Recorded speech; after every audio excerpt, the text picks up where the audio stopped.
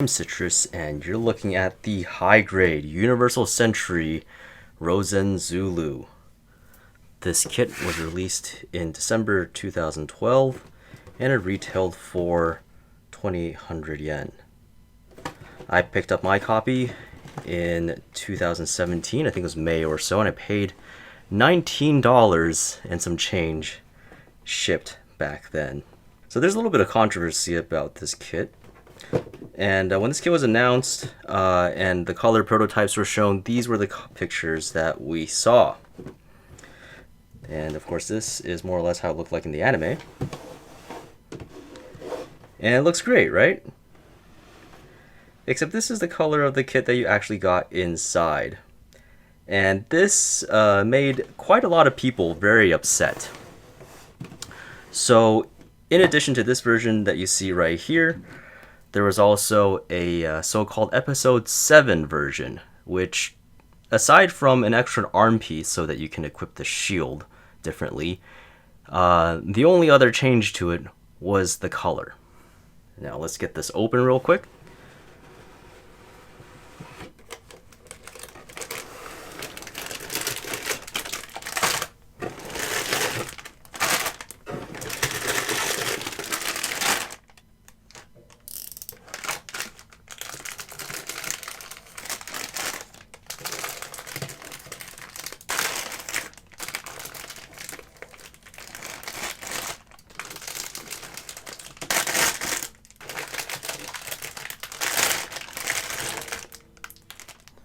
So looking at the runners here, you can see that my copy was printed in December of 2012, so this is probably part of the first batch that came out. This runner's the claw bits, propellant tanks, and the center part of the shield. So the darker pink parts, I guess this is a dark magenta, I don't really know what you'd call it. They look pretty accurate, if you ask me. You get two of these C runners. But once you look at the darker color here, this is the A runner with the skirts and stuff. You can see that's almost like a brown color, but at least under my lighting and to my eyes, they both seem to actually match each other pretty well. I'm probably in the minority of people who don't like the Episode 7 colors as much. There's more of the purple brown on the B runner here. I think the Episode 7 colors are just a little bit too washed out. But you know what's really weird is you look at the manual, right? They have the painting guide on the back. And you know, they really could have just printed the kit this way. But the fact that the kit comes in the box looking nothing like it does in the product photos disappointed a lot of people. So I think this kit was ultimately not terribly popular. And another contribution to that fact is the enormous sticker sheet. So I think I'll be painting pretty much all of these. You can probably guess by the shapes of some of these that they're gonna have to go over a lot of different surfaces, which stickers, especially very thin, small stickers, don't tend to do very well with. But I love the look of the kit so much that I really don't mind painting it up. And we have this navy blue runner here. This is kind of the bands on the arms. I wonder if, I guess for accuracy, maybe I should paint these black.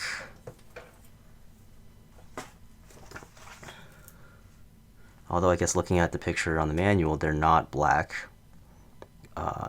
They left them that navy color. But they are black on every single other sleeve suit, so that leaves me a little bit conflicted. And there's a chest piece there, which this piece is supposed to be black based on the sticker, so I don't know what I will do. Well, of course, by the time you see this, I'll have made a decision. On closer examination, if we ignore the navy on the chest marking and the cuffs, which again I think are supposed to actually be black, there's actually almost no navy that's supposed to be on the kit, aside from the size of the chest and the 3 leaves on the shield thing. So the fact that all of this comes on the navy colored runner, means that you're actually going to have to paint quite a lot. If, you know, they were really accurate with this, I think these would be black, this would be black, pretty much everything else on this entire runner, yes, including the back of the shield, the carriers for the psycho jammers. Yeah, this is the inners of the backpack. Yeah, these should all be gray. And basically only these two pieces, yeah, these two pieces and this one piece should be navy, and that's it. Oh, wait, the handle's molded in. And what color is that supposed to be? So from this angle here, right there, you can see that the handle is supposed to be its own kind of like lighter gray color too. So yeah, quite a lot of paint work on this. A lot more than I expected. I mean, I already knew I had to paint all the stripes here, and of course all the stripes here, but I did not anticipate having to paint all the gray stuff as well. Hopefully, especially being joints and all, I hope that they won't get too beaten up from use. Well, that's a little disappointing. Oh well. And then we get to F1, which I think is I hate this color, honestly. I'm going to probably paint these up in a copper or something like that. Pretty standard polycaps for the time. This is 132 with extras here. Saw this on a lot of kits. I think the Hybrid Unicorn also used this. And lastly, we have these clear stands. Some loops of fine wires for the incoms, which is great. All right, let's get started with the build.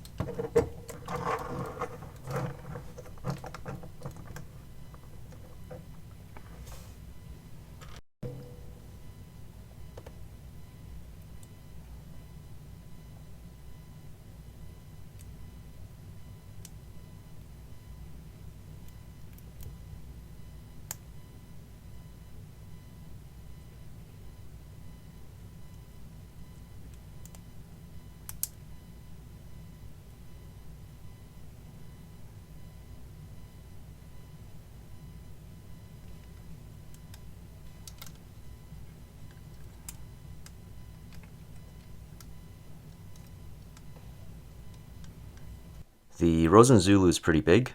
Here it is next to the high grade RX-78 Revive and the master grade RX-78 version 3.0.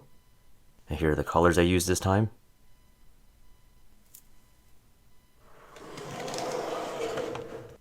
Most of the colors were applied with a Gundam Marker airbrush. This is the genuine one made by GSI Krios. I got this way back when these were basically first released. And one annoying thing about it is that the hose that comes with it is very, very small. It seems to be a non-standard size for use with the air cans. And since buying air cans all over and over again is both expensive and inconsistent, since the pressure drops as the can is gradually used up, I bought these adapters that also GSI makes in order to step up the hose to a standard size. This is a single action airbrush, so basically just on and off. You don't really get to control too much how the paint comes out, but if you have a pressure gauge on your compressor, you can at least control the pressure that comes out of the line, and that has given me pretty good results. And this is my compressor. It's just a little cheapo, no-name compressor. You can buy more expensive ones that are quieter, that are capable of higher PSI and so on, but as far as I know, anything pretty much works. As long as you get something with standard size fittings, so nothing proprietary, so that if anything breaks or you need to replace it, you'll have an easy time doing that. So you can see here I have my moisture trap and my gauge and the valve up here to set my pressure. I have this usually set to 50 psi when I'm spraying with the Gundam markers, and that seems to do a pretty good job. You can test it and figure out basically what kind of settings work best for you. I'm not really even sure if the 50 psi indicated on the gauge actually is 50 psi for what it's worth, so it might actually be some other nebulous number. The specific number doesn't matter. It really just depends on what setting you find works best for you, and then once you have it, just keep it there. GSI also recommends replacing the nibs on your markers with these paper nibs, which help them flow better. And in my experience, that is true. These reduce splattering considerably, assuming that the tip of the marker isn't too wet. And you can see on most of these, I have replaced the tips. I also have separately used a fine point black. So that's why this has a different number from the usual black, which is not GM48, it is GM10. So the codes are different, but they are the same color, just the nibs are different. And the thing is, when you use this marker up, because this comes in a set, you don't have to buy another set just to be able to get the fine point black. You could just buy another black marker, take the nib out, and put it in the new one, and then you basically can replenish your colors that way. So the fine point black I used to basically clean up the edges on all of the emblems, and then to help with that even further, I also used the black panel lining pen. I haven't used these in a really, really long time, but I went out and bought one of these just to see if it'll help, and actually it really does clean up the edges very nicely. And for all the emblems, I used a fine point new white.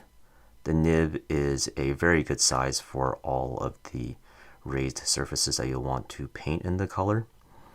And compared to the old white, I guess GSI changed the formulation so the color comes out really, really nicely and evenly now. Basically 2 coats were all I needed to get good coverage on pretty much every part.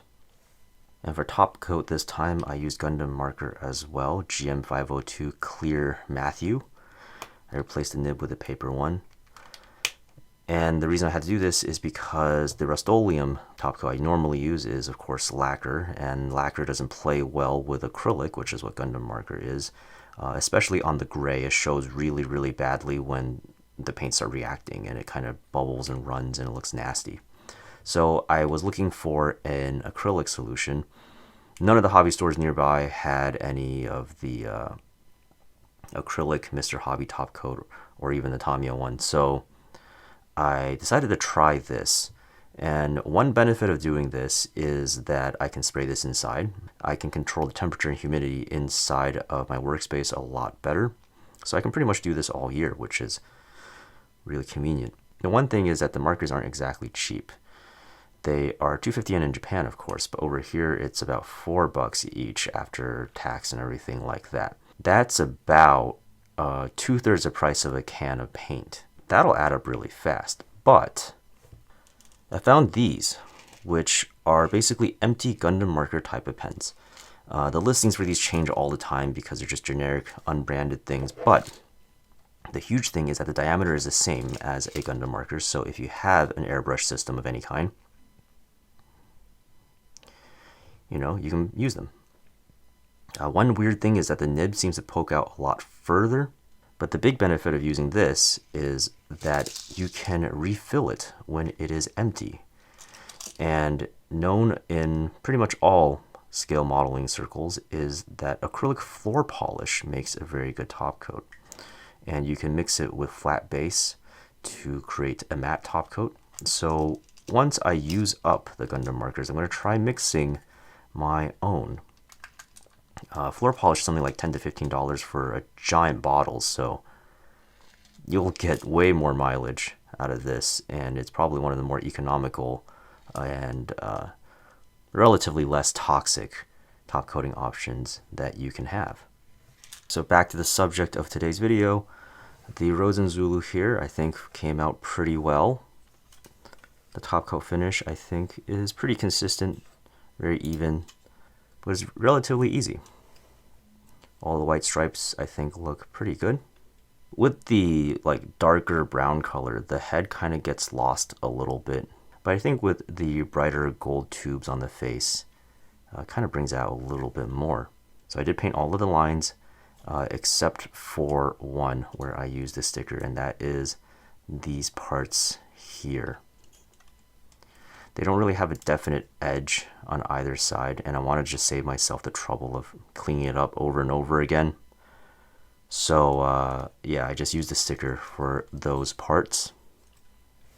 For proof, here's the sticker sheet with those 4 stickers taken out. And of course the eye, because there's nothing sculpted there on the head for you to kind of paint your own eye, and I didn't want to put anything in there that wasn't exactly circular. I didn't really trust my own hand, so I just used the sticker. You could technically place it anywhere along the track where the eye would go, but I just put it straight on. Maybe that was a mistake. You can really barely see it since there's the post right in the middle, but oh well. Yeah, I'm really satisfied, especially with how this part came out. I just masked off the 2 ends, sprayed it black, and then picked out all of the lines with the fine point white marker. And there was a tremendous amount of masking required for the shield here. So these 3 leaves are the original blue plastic, but you can see I sprayed the rest of it gray. Alright, so as far as movement, you can maybe see through how I'm handling it right now that it's not the tightest thing.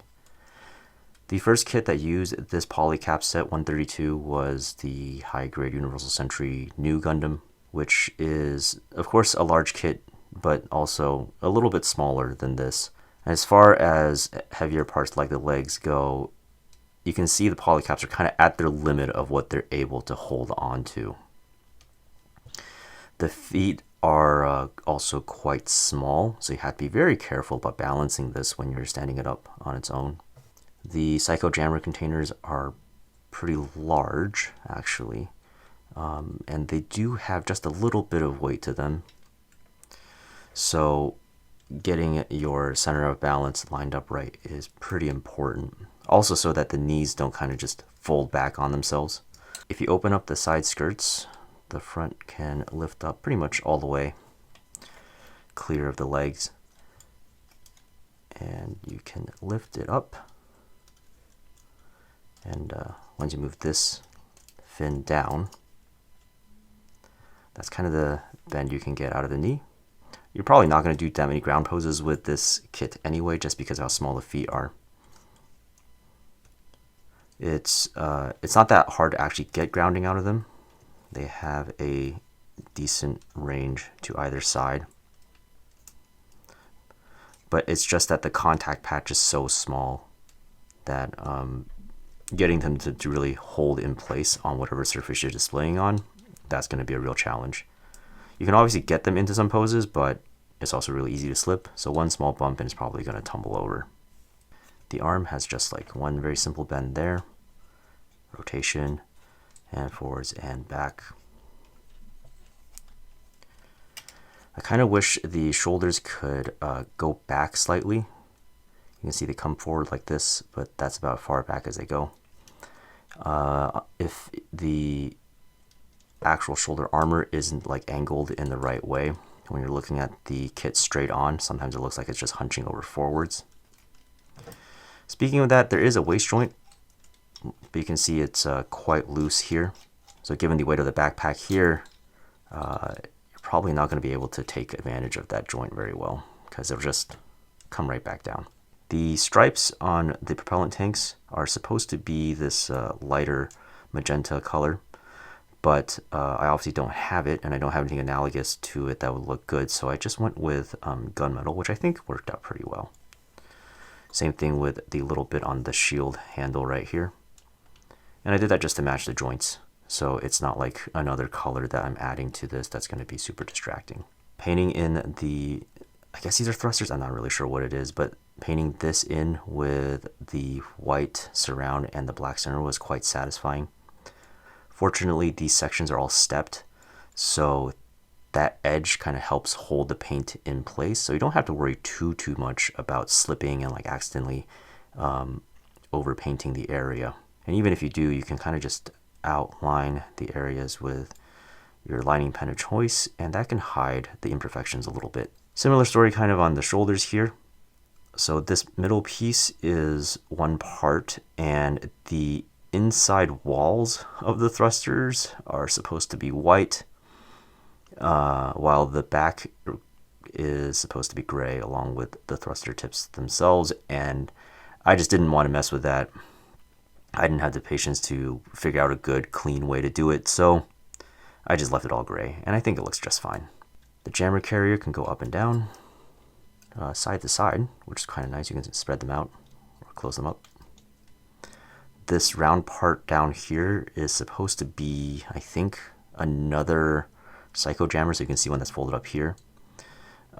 In the manual, it shows this part in the magenta like the rest of the main body, but the size of it is a lot larger than an actual folded up psycho jammer, so I'm not really sure what that's supposed to be. So another interesting thing is the Rozen Zulu is supposed to be a derivative of the Gira Zulu over here, but this kit shares no parts with it at all, aside from the polycaps. So even though you see a lot of shapes that are familiar, like the thighs, like the sides of the legs, even the torso and the waist armor, everything is different. One pretty significant difference resulting from that is the front armor here is not molded to be split. So even though there is a panel line here, the little like stopper or guide, whatever it is, that keeps it actually hooked into the waist is just one solid round piece. On the Gira Zulu, it's molded so that you can split it in half, and then you can have each side raised individually with the legs. But on the Rozen Zulu, you can't do that without a lot of, well, probably repair work after you split the front in half, which is a little disappointing. And you know, I think that fact kind of gets into some of the quirks of this kit. Like, why are all of the frame parts and basically just everything that's not the outside armor cast in the same color of navy blue? And I think it's because the high-grade Gira Zulu was probably not designed to be adapted into the Rozen Zulu in the first place. So came time to design this kit, Bandai probably didn't have a very large budget. And the question became just, how do they put this gigantic mobile suit into a high-grade package at a somewhat reasonable price? And I think the way they managed to do that is to make it as few colors as they can, not use multi-injection, and just hope for the best, really. And in the end, this is a kit that was 200 yen more than the Sinanju, and by pretty much every measure is less featured. It has fewer colors, less color separation. It just takes more work to look nice. As far as accessories go, this kit either has a lot of stuff or not much at all, depending on how you look at it. And the reason I say that is because, well, it's all stuff that kind of doesn't go onto the main body itself. You have these 6 psycho jammers. The peg on the end is a 3mm peg, which is pretty nice. So you can use it with basically anything else that you have to display such things with. And you get 4 of these little stands. Technically you get 6 arms, so you get the 4 short ones here. And you also get 2 long ones. Well, you do get 6 psycho jammers, but you can only display so many of them. And this isn't helped by the fact that the main accessory are these wires. So you get 4 wires in total, and you get to make these kinds of, well, I don't really know what you want to call this, but it's the thing that controls the incoms. And you have the option to either make one really, really long one by basically running the 4 wires individually, or doing what I've done here, which is use 2 wires in each one to make 2 shorter ones, roughly the same length. And of course, depending on how you want to display things, you can also cut them to different lengths to make these extensions whatever length you like. So one end of this goes inside of the arm, the other side goes into the claw. You can see there's a little ball joint there, and the idea here is to connect it into these little cups onto the end of the stick, and then you can display this on the ground however you like. These spacer pieces, they kind of just move around wherever on the wires. So if you want them to stay up in a particular position, you may want to kink the wire in a certain way, or maybe like drop a tiny drop of like maybe hot glue or something clear to just kind of hold it in place. And to help the wires basically keep a shape that you may want to imply a certain sense of motion or direction, the middle one can be attached to this piece. And this clear piece has a ball joint just like the one on the front, so you can also put it onto the stick, or a 3mm peg hole, which is super convenient. On this end, there's also a slot right there for use with a very particular stand adapter that I believe only came with Action Base 2s. So they're not very common, but you do have all of these extra sticks, and you have stands to work with. When I display any kind of flying, floating stuff near my kits, I want them to be usually attached to the same base. Having separate bases is fine and all for having a very wide or dynamic or fluid display, which is great, but come time to clean your kit, to dust them, that's a lot of loose pieces to kind of keep track of, move around, not knock over, and so on. So it would be really nice to be able to put them on the same base. And at first I was kind of frustrated because this ball joint on the stick seems to be a non-standard size. Like, you can't just put this anywhere on a base. These are 3mm on the bottom right here. And I was kind of annoyed, but it turns out there is a piece you can use. These parts, which come with the Action Base 4 and 5s, they are used for holding these little discs with the teeth on them onto the base. You only get 2 of these per Action Base 4 or 5, which kind of sucks, but if you have a lot of these because you bought into the system, then you'll have more, of course. And this hole is the perfect size. And you can see you can still pose it in any number of angles. So if you connect together maybe 3 of these, well, maybe just 2 is fine. You can connect together a number of these Action Base 4 and 5 platforms, and then you can use these little circular connectors to hold up the pegs, and then put, of course, Rozen Zulu at the top, and then you'll be able to have your entire display on one base, which makes moving it around, cleaning it, dusting it, and so on much easier. And the last extra, which is more of an option part, is you can use these other discs that have like a partially collapsed state, I guess. They stack together like that into a sandwich of 3, and you can put these on the wires instead of the open ones. And I guess that's fine to include, but it's just such a weird thing to do because like once you put together the wires, you really don't want to take them apart again. Because getting them all in place for the anchors to not move around is, a little bit of a fiddly process. So altogether, this is a fairly, I don't really know how to grade this. 2,800 yen is not cheap. By the time it gets over here to the US, it's probably like a $40 thing. And at that price, there are certainly other kits you can have that are going to be more fun to assemble and more fun to display because they'll have more, well, real accessories, if you want to call it that. And that's fine for me, but it's also like the reason why I put off building this kit for so long. I have had it for almost 10 years now, I think, and I only felt comfortable with my skills enough now to finally put it together. I am glad that I waited. I can't imagine how disappointed I might have been if I had built this earlier on when I was less confident in my abilities to be able to bring all of the details out. I personally enjoyed putting it together a lot, but most of it was because I really like how the Rozen Zulu looks, and I really like Angelo Salper as a character. If you don't really like him, or the amount of work they have to put into this kit to make it look nice, then it's probably not a great value proposition for you. But if you even have the slightest inclination that you might build it in the future, probably safe to pick it up. The audience, the appeal for this kit is pretty narrow. Because of that, if you want it and you see it, you kind of just have to get it. You really can't risk waiting around for, maybe I'll pick it up next time or in a couple of months, because there's a good chance it's not going to be there again. For the right collector, this is a awesome package, despite all of its flaws. Thank you for watching, and I'll see you next time.